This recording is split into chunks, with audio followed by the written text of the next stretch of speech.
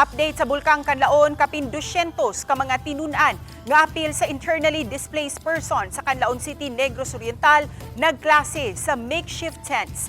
Ang mga bata gikan sa Mananawin ug Matagbak Elementary School nga apektado sa pag-ulbo sa bulkang Canlaon ug nasulod sa 4-kilometer danger zone.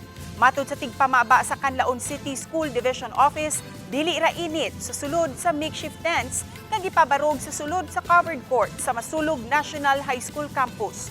Sa kinatibukan, nagsugod na sa klase ang tanang public, elementary ug high school sa Canlaon City alang sa school year 2025-2026.